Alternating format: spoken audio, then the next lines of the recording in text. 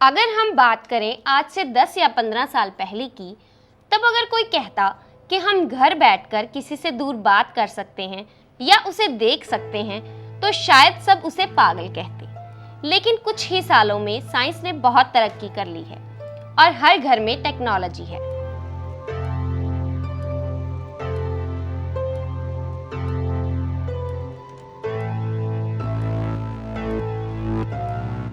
लेकिन अभी भी कुछ ऐसी चीजें हैं जो इंसान आज भी नहीं बना सकता।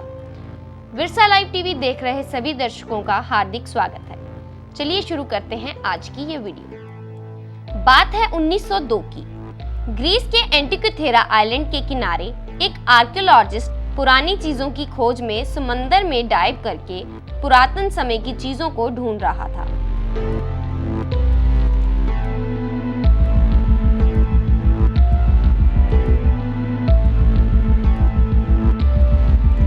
तभी उसे समुद्र की तह में एक जहाज मिला। ये एक पुराना रोमन्स का शिप था जिसमें उन्हें बहुत सारा खजाना भी मिला, जिसमें बहुत सारी ज्वेलरी, पुरानी पॉटरी और मार्बल के स्टैचूज थे। लेकिन इसके साथ ही उस आर्कियोलॉजिस्ट को बहुत ही अजीब सी चीज भी मिली, एक ऐसी चीज जिसे कई पुराने आर्कियोलॉजिस्ट और हिस्टोरियंस ने पहले कभी नहीं देखा था। ये एक पीतल से बनी छोटी घड़ी जैसी चीज थी जिसमें बहुत सारे मैकेनिज्म दिखाई दे रहे थे। रिसर्चर्स ने इसका नाम आइलैंड के नाम पर रख दिया, एंटिकोथेरा मैकेनिज्म। कई सालों तक इस पर बहुत रिसर्च की गई, पर उन्हें कुछ पता नहीं लग पाया कि आखिर ये चीज क्या है और काम क्या करती है। इसे बाद में ग्रीस के म्यूजियम में रख दिया गया।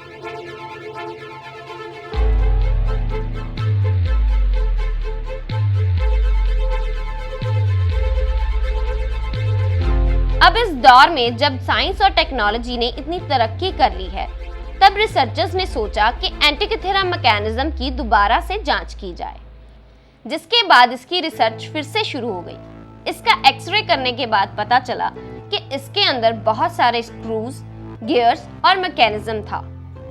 कड़ी रिसर्च करने के बाद उन्हें पता चला कि ये करीब 2000 साल पुराना एक एडवांस्ड कंप्यूटर है जो उस समय के लोगों ने बनाया था। ये सोलर इक्लिप्स और दूसरे ग्रहों की जानकारी दे सकता था। इंजीनियर्स ने इसको देखकर कहा कि आज के दौर में भी इसे बनाना मुमकिन नहीं है। हम जानते हैं कि दुनिया का सबसे पहला कंप्यूटर एक कमरे जितना बड़ा था, लेकिन 2000 साल पहले भी साइंस और टेक्नोलॉजी थी, ऐसी चीजों को देखने के बाद ही पता चला। कुछ लोग कहते हैं कि ये एलियंस ने बनाए हैं, लेकिन ऐसा पहली बार नहीं हुआ है कि एलियंस का नाम किसी पुरानी चीज के साथ जोड़ा गया।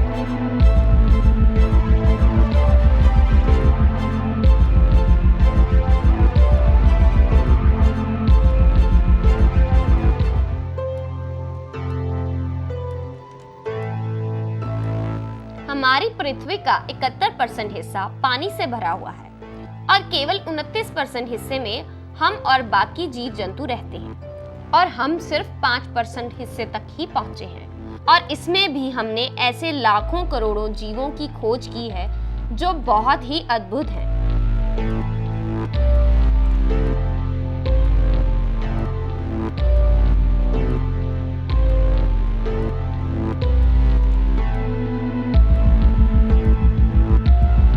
पानी की एक खास बात यह है कि इसमें चीजें सालों साल ऐसे ही पड़ी रहती हैं।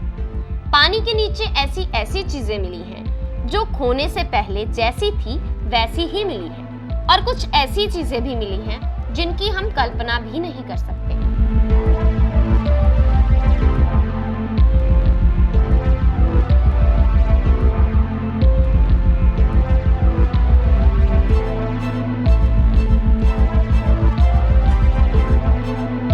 आज से सालों पहले जब हवा में उड़ने वाले जहाज नहीं बने थे, तो लोग पानी वाले जहाज से ही सफर करते थे, और इन्हीं जहाजों की मदद से जंग और लड़ाई भी लड़ी जाती थी। और ऐसे ही आज से 300 साल पहले ब्रिटिश और स्पेन के बीच लड़ाई हुई थी, जिसमें ब्रिटिश की जीत हुई और जिसमें स्पेन का जहाज, जिसका नाम था सैन हुजन, पानी में डूब गया।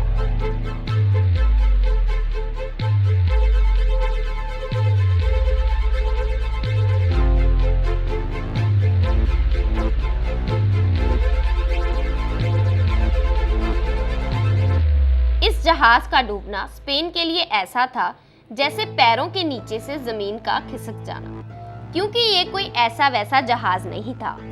इसमें बहुत सारा सोना, चांदी, हीरे जवाहरात भरे हुए थे।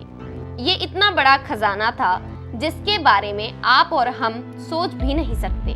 कहते हैं कि ये जहाज एक खजाने को साउथ अफ्रीका से स्पेन लेकर जा रहा था, और जब हम आपको इस खजाने की कीमत बताएंगे तो आप भी हैरान हो जाओगे। इस खजाने की कीमत आज के टाइम में 17 बिलियन डॉलर है, और अगर हम इसे इंडियन रुपीस में कन्वर्ट करें तो इसकी कीमत 1,20,000 करोड़ होगी। कोई भी इतनी बड़ी कीमत सुनकर चौंक जाएगा। 2015 में कोलंबिया ने इस खजाने को ढूंढ निकाला था, और एक्सपर्ट का मानना है कि ये अब तक का पानी में मिलने वाला सबसे बड़ा खजाना है। अब सवाल ये उठता है कि जिस जहाज में ये खजाना मिला है, और वो जहाज और खजाना दोनों ही स्पेन के हैं, लेकिन इसे ढूंढा कोलंबिया ने है और ढूंढने वाले भी कोलंबियन हैं। वैसे तो दोनों ही देश इस खजाने के हकदार हैं, लेकिन अब तक इस खजाने का असली हकदार नहीं मिला है। जब रिसर्चर पानी के अंदर जाते हैं तो वो इस उम्मीद से जाते हैं कि उन्हें कोई ऐसा जीव मिलेगा जो अब तक नहीं खोजा गया, या कोई ऐसी चीज मिलेगी जिसकी किसी ने कल्पना भी नहीं की होगी। लेकिन तब क्या हो जब उन्हें पानी के बीच एक प्राचीन काल का राइनोसोरस यानी कि गैंडे का फॉसिल मिले। चौंकाने वाली बात यह है कि पानी के बीच ये फॉसिल कैसे गया होगा। ये फॉसिल यूक्रेन के शहर ओडिशा के ब्लैक सी में मिला, और तो और इस समुद्र के अंदर लकड़ी से बनी हुई बिल्डिंग्स भी मिली।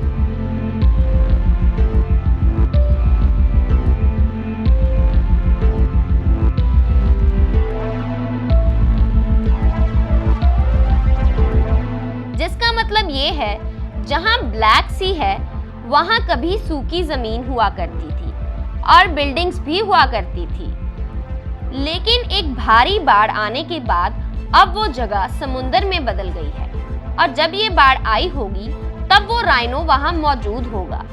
इसी वजह से उसका फॉसिल समुंदर में पाया गया। और अब बात करते हैं रशिया की एक लेक की। रशिया में मौजूद बेकाल लेक बहुत ही ठंडी लेक है, जो बड़ी बड़ी गाड़ियों को अपने अंदर ले लेती है और कहीं जाने नहीं देती। इसकी वजह है इसके पास से जाने वाली रोड। और आप कहेंगे इसका रोड से क्या संबंध है?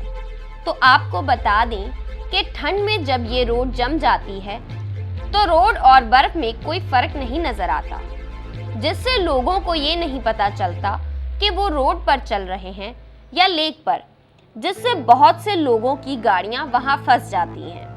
और कहते हैं कि आसमान से एस्ट्रॉयड भी इसमें गिर चुका है, और इस लेक में कोई मैग्नेटिक पावर है। और तो और दुनिया के फ्रेश वाटर का 22% हिस्सा इस लेक में है। ये लेक 5000 फीट गहरी है। इस लेक में अब तक बहुत सी गाड़ियां, बोट्स, बाइक स्ट्रेचर्स, हेलीकॉप्टर और एक प्लेन भी डूब चुका है, और वो भी पिछले 15 साल में, जिसकी वजह से इसे पानी का कब्रिस्तान भी कहा जाता है। हर गोताखोर का ये सपना होता है कि वो कोई खजाना ढूंढ ले, और जब उसके हाथ ऐसा खजाना लगा जो आज तक किसी को नहीं मिला, तब तो मानो उसकी किस्मत ही बदल जाएगी। मिल फिशरमैन ने जो खजाना ढूंढा वो कोलंबिया द्वारा ढूंढे जाने से पहले दुनिया का सबसे बड़ा खजाना था। 1985 में इसे खोजा गया था। इस खजाने का नाम नॉर्थ सोफिनारा डे अटोका रखा गया। इसे सालों तक ढूंढा जा रहा था, लेकिन मिल फिशर एक ऐसा खुशकिस्मत गोताखोर था जिसने ये खजाना ढूंढकर सबको चौंका दिया।